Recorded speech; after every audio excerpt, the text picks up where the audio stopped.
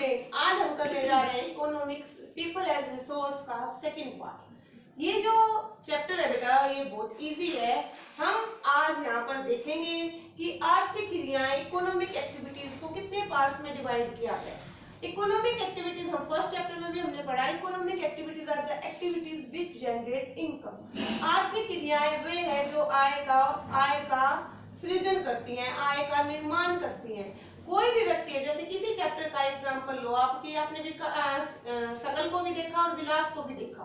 सकल क्या करता था, सकल शहर में कंप्यूटर की जॉब करता है और कंप्यूटर की जॉब करते हुए इनकम अर्न करता है। तो इस प्रकार उसने क्या किया, आय का सृजन करा। उसी प्रकार जो विलास है वो गांव में मछलियां बेचता है लैंड ओनर के पॉइंट से लाकर, और वो भी क्या कर रहा है, आय का निर्माण कर रहा है। तो सारी आर्थिक क्रियाओं को, इकोनॉमिक एक्टिविटीज को हम तीन पार्ट में डिवाइड कर सकते हैं। एक तो प्राइमरी एक्टिविटीज जिसको हम प्राइमरी सेक्टर भी कह सकते हैं, दूसरा है हमारा सेकेंडरी सेक्टर और तीसरा है टर्शरी सेक्टर। सबसे पहले बेटा ये ध्यान रखना है कि जो इकोनॉमिक एक्टिविटीज है आर क्लासिफाइड इनटू 3 सेक्टर। कितने पार्ट्स में हम इकोनॉमिक एक्टिविटीज को डिवाइड करते हैं, 3 पार्ट में। आप किसी को भी देख लीजिए, कोई ना कोई व्यक्ति किसी न किसी कार्य में जरूर लगा होगा, तो वो आर्थिक क्रियाओं में लगा हुआ है और वो आय का निर्माण कर रहा है। और उनमें से फिर हमने उसको क्लासिफाई किया है, 3 पार्ट्स में क्लासिफाई किया है, एक प्राइमरी एक्टिविटीज, एक सेकेंडरी एक्टिविटी और एक टर्शरी एक्टिविटी। सबसे पहले हम प्राइमरी एक्टिविटीज के बारे में पढ़ेंगे। Primary activities in the activities which we generate income by exploiting natural resources। वो एक्टिविटीज जिनमें हम क्या करते हैं बेटा, जिनमें हम प्राकृतिक संसाधनों का प्रयोग करके आय का सृजन करते हैं। ठीक है, the activities in which we generate income by exploiting natural resources. ठीक है, ये हम प्राकृतिक चीजों का प्रयोग करते हैं। फॉर एग्जाम्पल आपका एग्रीकल्चर है, फॉरेस्ट्री है, एनिमल हस्बेंड्री है, फिशिंग है, ये सारी जो क्रियाएं हैं, माइनिंग है, ये सारी एक्टिविटीज प्राइमरी में आती है। यहाँ पर बेटा एक क्वेश्चन बहुत बनता है, 9th में भी और 10th में भी ये क्वेश्चन पूछा जाता है। आपको माइनिंग दे देगा और पूछेगा कि ये कौन सी एक्टिविटी है। ठीक है, माइनिंग जो आपकी खदान है या जो खाने हैं, जो खनन का आप काम करते हो, वो आपको प्रकृति से ही प्रोवाइड है। ठीक है ना, कोयले का निर्माण आपने नहीं करा है, जो कोयला आप खोद कर निकाल रहे हो वो आपने नहीं किया है, गोल्ड है वो भी प्रकृति में है।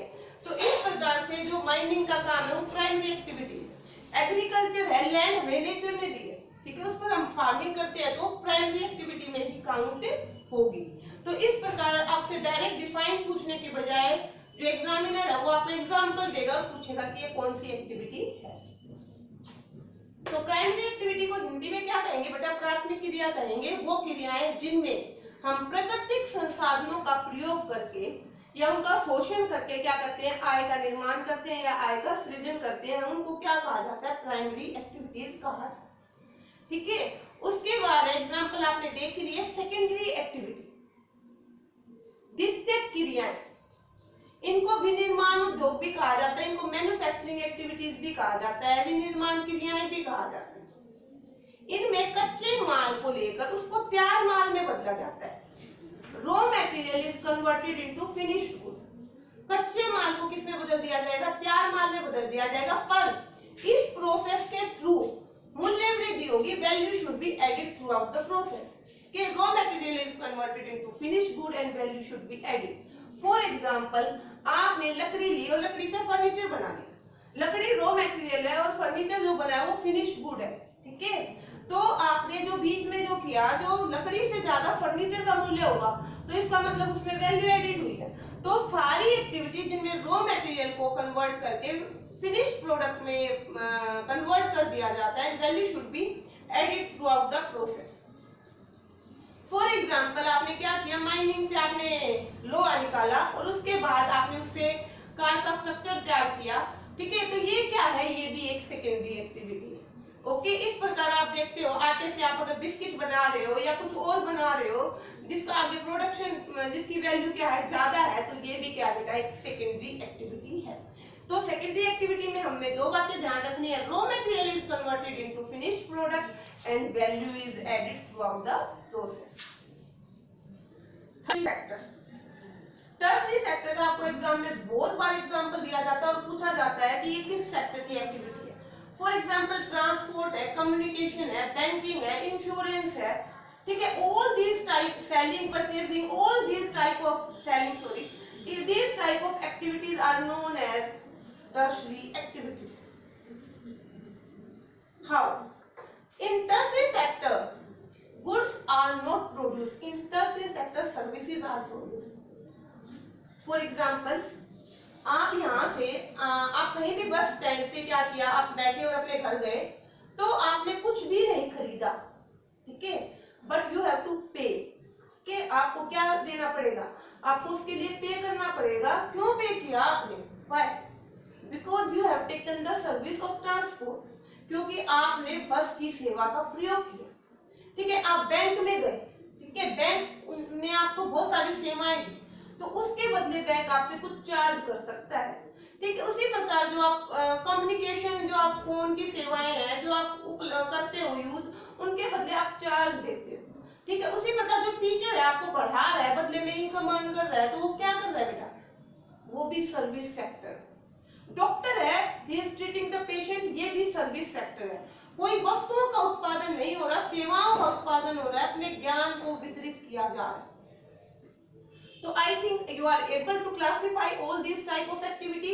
आपको ज्यादा से ज्यादा एग्जांपल करने हैं, क्योंकि पेपर में उसी हिसाब से क्वेश्चन आता है. आपको एग्जांपल दिया जाता है और पूछा जाता है किस सेक्टर की एक्टिविटी है.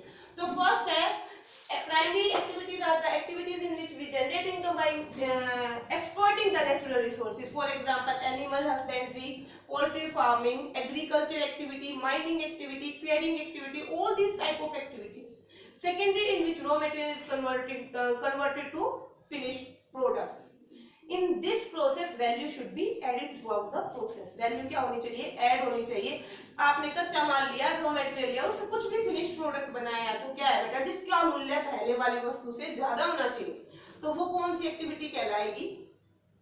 वो सेकेंडरी एक्टिविटी, द्वितीय क्रिया कहलाएगी. तृतीय क्रिया या tertiary activities are the activities in which goods are not generated, services are generated. सेवाओं का उत्पादन होता है. बैंकिंग, जैसे आप कॉल सेंटर और ये जो भी सेवाएं देखते हो ना, ये सारी सेवाएं, इंश्योरेंस, ये सभी सेवाएं बेटा कौन से क्षेत्र की हैं?